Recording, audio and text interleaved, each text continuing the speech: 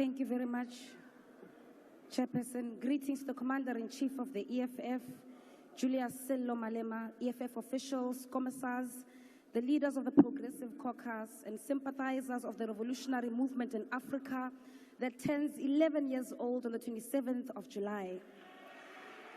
To be young is to be in a stage of becoming, of working towards your goals and aspirations to transition from being dependent to independent. However, the youth of this country are perpetual children, and some will never know independence until their old age. At the realization of how doomed we are under your leadership, Mr. President, thousands continue to give in to Nyaupe, and young women and girls amount to bottle girls for you and your friends at the peak of their vibrancy and zeal for life and prosperity. We live with our parents, and finding a 40-year-old man asking his mother for bread is more common than otherwise. This phenomenon is known as the Ramaphosa economy.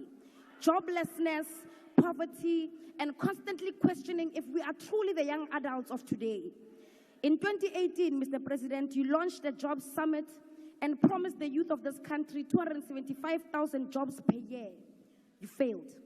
In 2019, you promised 2 million jobs and an end to hunger, halving of crime, and empowering the school curriculum where a 10-year-old will be able to read for comprehension. You failed. In 2020, you unveiled a 100 billion rand fund to create jobs in the public sector for the youth. You failed. You launched the NSP against GBV and femicide, and 4 years later, on the eve of elections 2024, the murderer of Kidisaletse Elsin Donje was granted bail of 2,000 rands. You failed.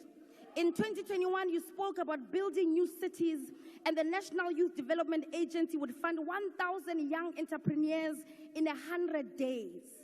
You failed. In 2022, plagued by your own failures over the years, you promised the National Youth Service would create a modest 50,000 jobs in its first phase. You failed.